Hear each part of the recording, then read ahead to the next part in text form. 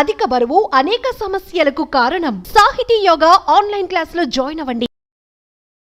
వేరే same complex carbohydrates millets ఉంటాయి. Example millets అనుకోండి, దాంట్లో చాలా ఫైబర్ ఉంటుంది, గ్లూకోజ్ ఆ ఫైబర్ మధ్యలో ఉంటుంది. దాన్ని ఎక్స్ట్రాక్ట్ చేయాలంటే అంత ఈజీ కాదు. బ్యాక్టీరియా కూడా కొంచెం పనిచేయాలి దానికి. అంటే ఒకప్పుడు మనం రాగులు, సజ్జలు, మంచి ఆరికలు, కొర్రలు, రాగులు కానీ మంచిది, ఈ సొరగము అవన్నీ కూడా అంటే మిల్లెట్స్ ఆర్ వెరీ గుడ్. ఇవి మనం రియలైజింగ్ నా ఎక్కువ మిల్లెట్స్ తింటే మంచిది అది. సో దీస్ కార్బోహైడ్రేట్స్లో మిల్లెట్స్ ఎక్కువ కాన్సన్ట్రేట్ చేసేసి polished, especially polished rice avoid చేయాలి. అంటే మామూలుగా అన్నము కంపారిటివ్గా అన్నం తింటే తొందరగా అరుగుతుంది, ఈజీ డైజెస్టివ్ అనే మనకి ఈజీ డైజెషన్ మనకు మంచిది కాదు. మనకి ఈజీ డైజెషన్ అంటే పేషెంట్స్కి బాగా వీక్ ఉన్న వాళ్ళకి అవసరం, కానీ మనకి normal human being complex digestion మంచిది. ఎందుకంటే కాంప్లెక్స్ డైజెషన్లో ఫైబర్, దీన్ని గ్లైసిమిక్ ఇండెక్స్ అంటారు, ఒక టర్మినాలజీ పబ్లిక్ కూడా తెలియాలి. గ్లైసిమిక్ ఇండెక్స్ అంటే ఏమంటే మన ఆహారం తిన్నామంటే మన బ్లడ్ షుగర్ లెవెల్ ఎంత ఇంక్రీజ్ అవుతుంది. So glycemic index of food ఎక్కువ ఉంది అంటే డైజెషన్ కావచ్చు, కానీ ఆ గ్లైసిమిక్ ఇండెక్స్ ఎక్కువ కావటం వల్ల గ్లూకోజ్ ఎక్కువే మంచిది కాదు బాడీకి. సో రైస్కి, షుగర్కి మ్యాక్సిమం గ్లైసిమిక్ ఇండెక్స్, ఎందుకంటే గ్లూకోజ్ షుగర్ తినడానికి ఇమీడియట్ గ్లూకోజ్ ఎక్కువ అవుతుంది, రైస్ తినడానికి కొంతవరకు అవుతుంది. కానీ కాంప్లెక్స్ కార్బోహైడ్రేట్స్ మిల్లెట్స్ అయితే గ్లైసిమిక్ ఇండెక్స్ తక్కువ. కొన్ని ఉన్నాయి బీన్స్, మన చిక్కుడుకాయ, ఇది కిడ్నీ బీన్స్ అంటారు అవి, అవన్నీ రాజ్మా, ఇవన్నీ గ్లైసిమిక్ ఇండెక్స్ తక్కువ. అవి కూడా కార్బోహైడ్రేట్స్, గ్లైసిమిక్ ఇండెక్స్ తక్కువ. అంటే అవి తింటే దాంట్లో ఫైబర్ నుంచి గ్లూకోజ్ బయటికి లాగాల, బ్యాక్టీరియా పనిచేయాలి, అన్ని చేసి స్లోగా గ్లూకోజ్ ఇంక్రీజ్ అవుతుంది. సో దట్ ఈస్ నాట్, అది మంచిది. లో గ్లైసిమిక్ ఇండెక్స్ అంటే మంచిది. సో ఇది కార్బోహైడ్రేట్స్. సో అరుగుదల రైస్ తింటే మంచిది అరగటం అనేది మంచిది కాదు, తొందర అరగకూడదు, డిలే కాదు. థర్డ్ ఆస్పెక్ట్ ప్రోటీన్లో మనకి యానిమల్ ప్రోటీన్, వెజిటబుల్ ప్రోటీన్ అంటే ఈ స్ప్రౌట్స్, దాల్స్, ఇవన్నీ వెజిటబుల్ ప్రోటీన్. యానిమల్ ప్రోటీన్లో కొన్ని మంచి ఉంది, చెడు ఉంది. Animal protein high quality protein. For example eggs అనుకోండి, మంచిది యానిమల్ ప్రోటీన్. అదేవిధంగా కొంతవరకు ఫిష్ మంచి ప్రోటీన్, అంటే దాంట్లో ఎక్కువ ఫ్యాట్ లేదు. కానీ ఇప్పుడు రెడ్ మీట్ అనుకోండి, దాంట్లో సాచురేటెడ్ ఫ్యాట్ ఎక్కువ, అది మంచిది కాదు. అసలు రెడ్ మీట్ అనేది తినకూడదు అసలు. ఈ రెడ్ మీట్ వల్ల మనకి బాడీ హార్మ్ కాకుండా ఈ బాడీలో క్యాన్సర్స్ రావటము, కోలన్ క్యాన్సర్స్ వెస్టర్న్ కంట్రీలో చాలా ఎక్కువ పాలిప్స్ అది రెడ్ మీట్ వల్ల. So red meat complete avoid చేస్తేనే బెటర్. సో ఇవి కొన్ని జనరల్ ప్రిన్సిపల్స్ మాట. దీంట్లో స్పెసిఫిక్గా మేము ఈచ్ పేషెంట్కి అడ్వైస్ చేస్తుంటాం.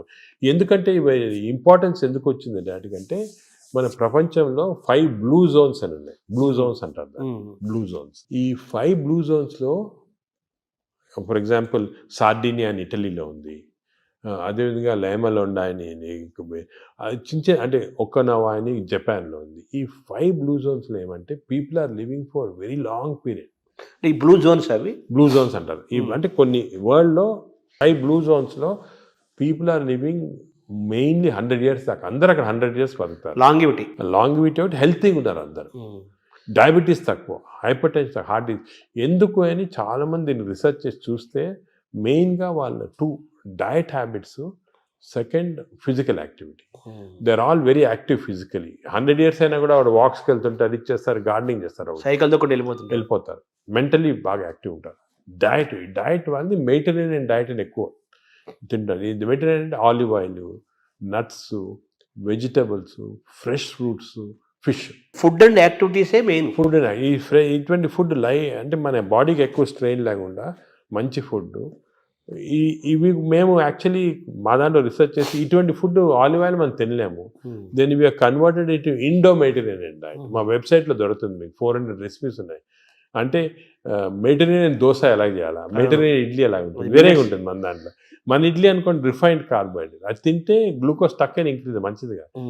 మెడిటరేనియన్ ఇడ్లీ తింటే అలా కాదు, స్లోగా డైజెస్ట్ అయ్యి బాడీకి మంచిది. సో ఏమంటే అంటే మామూలుగా అందరికి ఉన్న నోషన్ ఏంటంటే తొందరగా అరిగేది మంచి ఫుడ్ అని, తర్వాత మన బాడీ చాలా బాగా పనిచేస్తుంది అని ఫీలింగ్లో ఉంటారు. తప్పు. అదే నా వాంట్ వినండి, అసలు అరుగుదల స్లోగా అరిగేది మంచిది. Body has to work for digestion.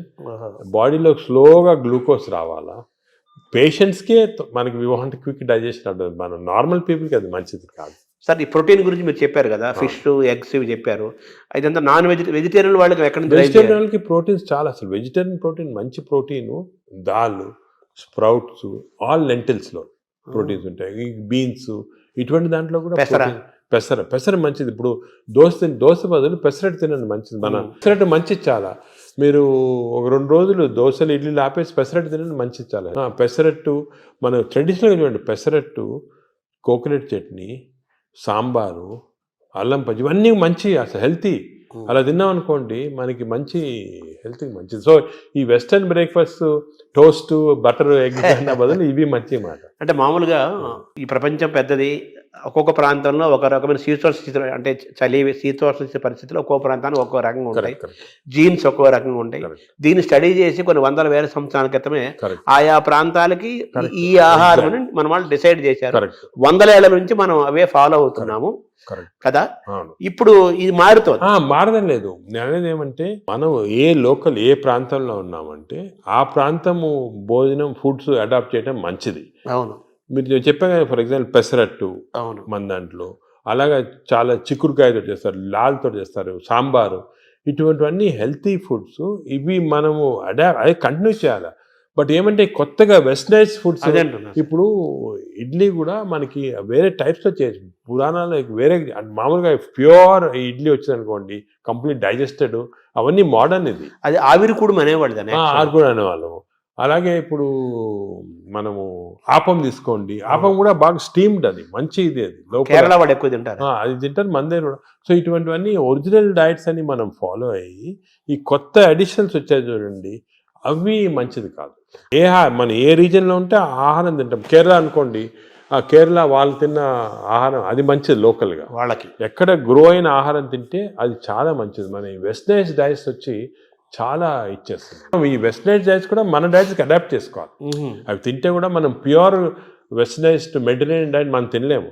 మన దానికి అడాప్ట్ చేసుకొని తింటే మనకి మంచిది. మన దోశలు వాళ్ళు తింటున్నారు, వాళ్ళ బర్గర్లు, పిజ్జాలు మనం తింటున్నాం. అదే మిస్టేక్. ఇప్పుడు మామూలుగా నేను విన్నాను, ఎవరో చెప్పగా విన్నాను, ఈ బ్యాక్టీరియా మైక్రోబయోమ్ ఇంపార్టెంట్ అని చెప్పారు కదా మీరు. ఈ క్రమంలో అసలు మన బ్యాక్టీరియా ఆల్మోస్ట్ మనం కోల్పోయి యూరోపియన్ బ్యాక్టీరియా వచ్చేసింది అంటున్నారు మనలోకి. అది కరెక్ట్. అంటే స్లోగా ఈ వెస్టర్నైజేషన్ వల్ల మనకి మంచి బ్యాక్టీరియా ఉంది, అది పోయి బ్యాడ్ బ్యాక్టీరియా వచ్చి ఓవర్టేక్ చేస్తూ ఉంది. సో మనం ఇప్పుడు అగైన్ దీని గురించి కూడా మేము చాలా రీసెర్చ్ చేస్తున్నాము. We are studying bacteria in different people in different places. మన కుంభమేళా జరిగింది, దాంట్లో చాలా బ్యాక్టీరియా స్టడీస్ చేసాము. అలాగే వీఆర్ డన్ మంచి రిజల్ట్స్ పబ్లిష్ చేస్తున్నాము. ఇప్పుడు నేను ప్రకారం మన బ్యాక్టీరియా, మన న్యాచురల్ బ్యాక్టీరియా, మన దేశంలో ఉన్న బ్యాక్టీరియా, మన ప్రాంతాల్లో ఉన్న మంచి బ్యాక్టీరియా, అవి ప్రిజర్వ్ చేసుకోవాలి. అవి చేయడానికి కొన్ని టెక్నిక్స్, కొన్ని మెథడ్స్ అవి ఉన్నాయి. అవి మేము ఇప్పుడు ఇంకోటి ఏం చేస్తున్నామంటే రీసెర్చ్, ఈ ఎక్స్టెన్సివ్ బ్యాక్టీరియా రీసెర్చ్ చేసిన తర్వాత ఏవి మంచి బ్యాక్టీరియా, ఏ చెడ్డ బ్యాక్టీరియా అని కనుక్కున్న తర్వాత, ఈ బ్యాక్టీరియా అనేది మన స్టూల్స్లో ఉంటాయి, కష్టం వేయటం, థెరపీలు ఏమి. So we are desiccating it and producing what is called capsules, అంటే ట్యాబ్లెట్స్. మన ఈ మామూలుగా యాంటీబయాటిక్స్ ఇటువంటి ట్యాబ్లెట్స్ బదులు ఈ డెసికేటెడ్ స్టూల్ క్యాప్సూల్సే ట్యాబ్లెట్స్ లాగిస్తున్నాం. భవిష్యత్తు అదే అంటున్నారు, ఫ్యూచర్ అదే దాని తర్వాత. సార్ మార్నింగ్ మన తెలుగు వాళ్ళం కాబట్టి మన ప్రాంతం మాట్లాడుకున్నాం. ఇప్పుడు మీ టాపిక్ అంతా లోకల్గా ఏ ఆహారం అవైలబుల్గా ఉందో 100 ఏళ్ల నుంచి అది తినండి. లోకల్గా మనం ఎలా ఉన్నామో దాన్ని ఫాలో. సేమ్ ఫిజికల్ యాక్టివిటీ చూసుకోండి, same activity, you don't have to. కానీ ఇప్పుడు ఆ ఆఫీస్లో కూర్చోవడం టైం లేకుండా వేరే అడ్వకేటింగ్, సరే ఎక్సర్సైజ్ 1 hour చేయాలా,